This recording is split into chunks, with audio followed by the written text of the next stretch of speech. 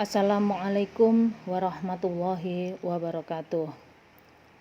Terima kasih kepada Bapak Dr. Eko Budi Minarno MPD sebagai dosen pengampu mata kuliah Filsafat Ilmu dan Bioetika yang telah memberi kesempatan kepada saya untuk menjelaskan tentang berpikir ilmiah. Berpikir ilmiah dimulai dari kata berpikir, yaitu menggunakan akal budi untuk mempertimbangkan dan memutuskan sesuatu. Sedangkan ilmiah, yakni bersifat ilmu, secara ilmu pengetahuan memenuhi syarat kaidah ilmu pengetahuan. Jadi, berpikir ilmiah bisa diartikan berpikir rasional dan berpikir empiris. Bersifat ilmiah apabila ia mengandung kebenaran secara objektif karena didukung oleh informasi yang telah teruji kebenarannya dan disajikan secara mendalam berkat penalaran dan analisa yang tajam. Ada 3 unsur dalam berpikir ilmiah, yaitu meliputi bahasa, logika, dan definisi.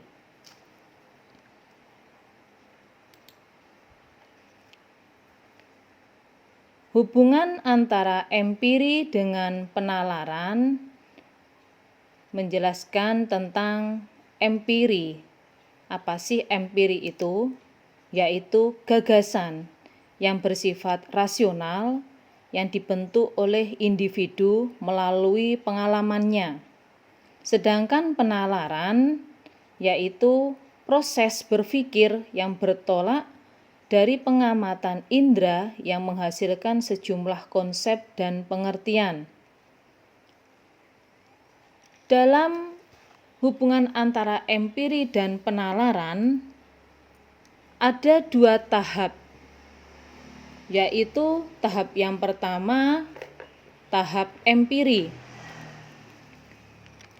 Tahap empiri ini dengan melihat hubungan empiri antar gejala alam, yaitu berkaitan dengan contoh konsep geosentris, di mana konsep geosentris ini merupakan teori yang menyatakan bahwa bumi sebagai pusat alam semesta dan benda langit mengelilingi bumi.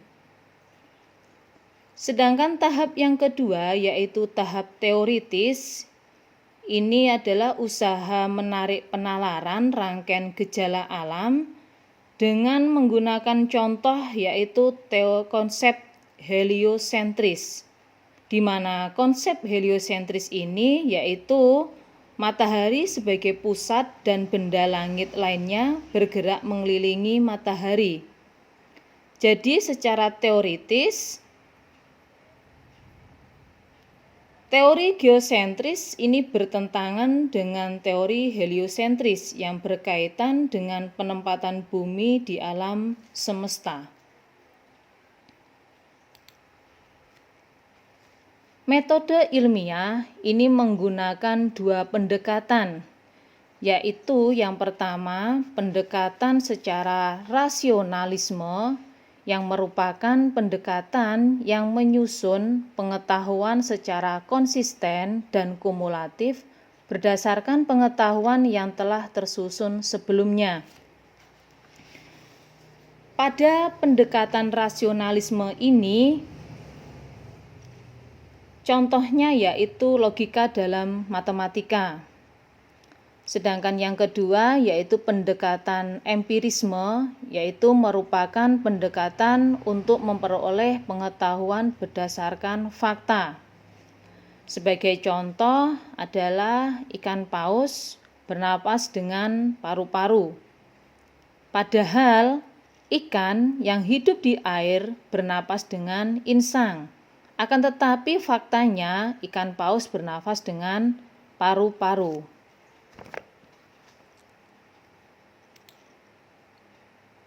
Pengetahuan yang rasional tetapi tidak didukung fakta bukan merupakan pengetahuan yang benar.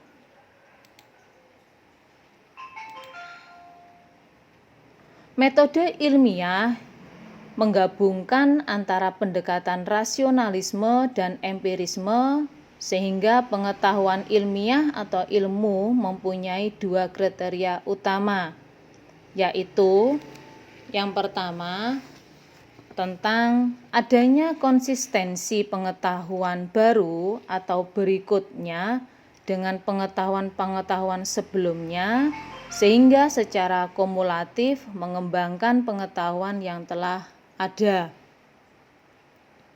Yang kedua, adanya kesesuaian antara pengetahuan yang dikembangkan dengan fakta atau fenomena empiris.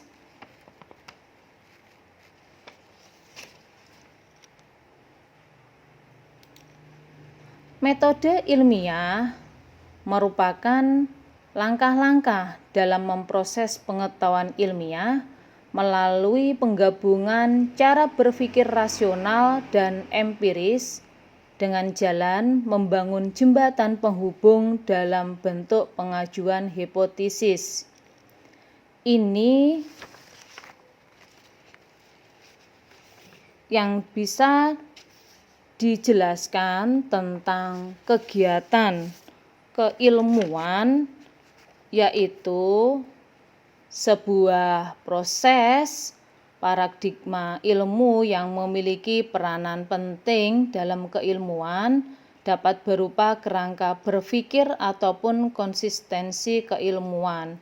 Ini adalah tujuannya, yaitu untuk mendapatkan kebenaran ilmiah yang ditunjang oleh metode ilmiah. Metode ilmiah pada hakikatnya merupakan langkah-langkah yang berporos troika, yaitu ada 3. Yang pertama, penyusunan kerangka berpikir secara logika deduktif. Logika deduktif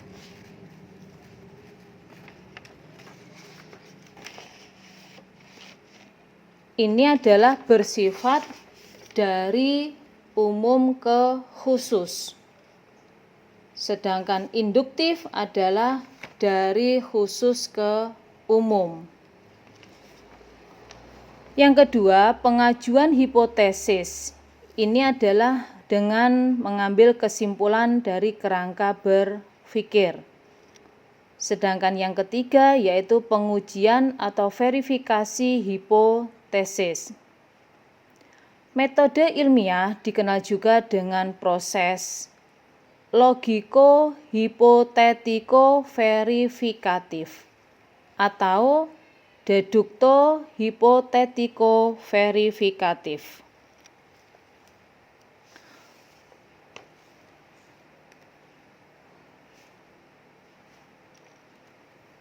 Hipotetiko ini adalah untuk membuat dugaan sementara dalam masalah yang dihadapi, yaitu yang dimaksud dengan hipotesis. Sedangkan verifikatif ini adalah hasil ilmiah harus dilanjutkan dengan melakukan verifikasi apakah hipotesis itu benar atau tidak.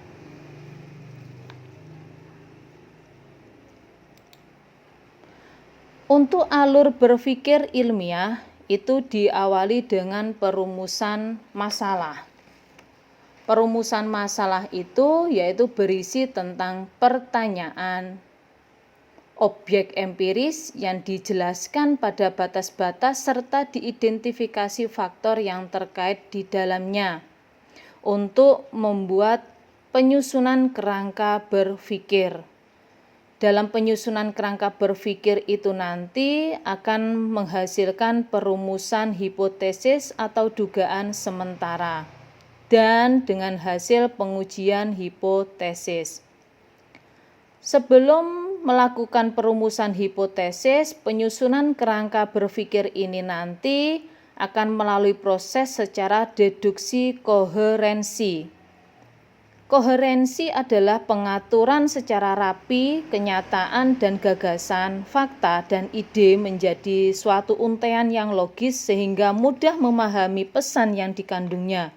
Koherensi merupakan keterkaitan antara bagian yang satu dengan bagian yang lainnya sehingga wacana tersebut mempunyai kesatuan makna yang utuh. Di mana perumusan hipotesis ini untuk menuju ke pengujian hipotesis akan mengalami korespondensi secara induksi. Korespondensi adalah teori yang berpandangan bahwa pernyataan-pernyataan adalah benar jika berkorespondensi terhadap fakta atau pernyataan yang ada di alam atau objek yang dituju pernyataan tersebut. Kebenaran atau suatu keadaan dikatakan benar jika ada kesesuaian antara arti yang dimaksud oleh suatu pendapat dengan fakta. Suatu proposisi adalah benar apabila terdapat suatu fakta sesuai yang menyatakan apa adanya.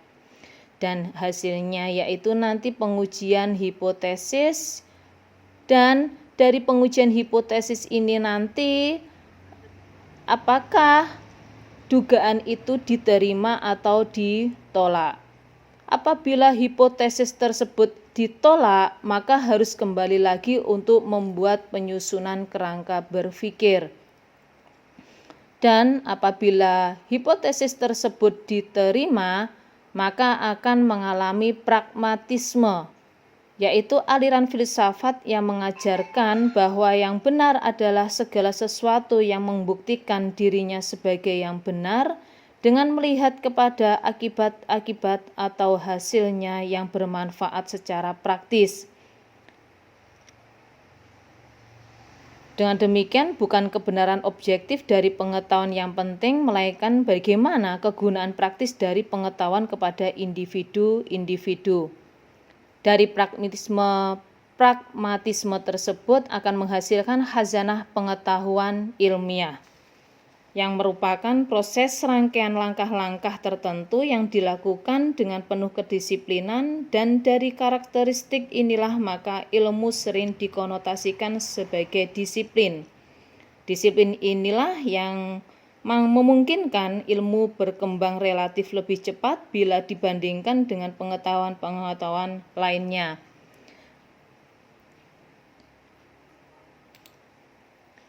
Alur berpikir ilmiah,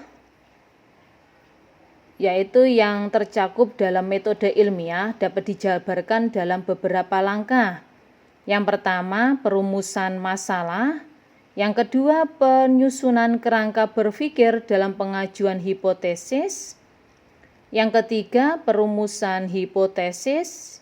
Yang keempat, pengujian hipotesis. Yang terakhir yaitu penarikan kesimpulan. Untuk siklus empiris metode ilmiah, di mana merupakan umpan balik ilmu berupa produk kepada khasanah ilmu pengetahuan. Khasanah ilmu pengetahuan ini nanti akan membuat kerangka pemikir atau premis-premis, di mana nanti akan membuat dugaan sementara atau hipotesis. Dari hipotesis inilah nanti akan membuat pengujian hipotesis. Dari hasil pengujian hipotesis ini nanti akan dibuat penarikan kesimpulan. Dari penarikan kesimpulan inilah akan mendapatkan hasil, yaitu diterima atau ditolak. Apabila penarikan kesimpulan ini ditolak, maka seorang peneliti atau korektif itu ada beberapa opsi. Yang pertama, bisa karena ditolaknya itu karena ketersediaan premis terbatas, atau peneliti tidak mengantisipasi adanya variabel pengganggu. Apabila penarikan kesimpulan ini diterima, maka akan menghasilkan teori yang baru. Dalam proses terstruktur, fungsi setiap unsur terkait ini akan melibatkan struktur penelitian ilmiah dan akan menghasilkan struktur penulisan ilmiah. Terima kasih telah mengikuti serangkaian pemaparan tentang berpikir ilmiah dari saya. Mohon maaf atas kekurangan. Wassalamualaikum warahmatullahi wabarakatuh.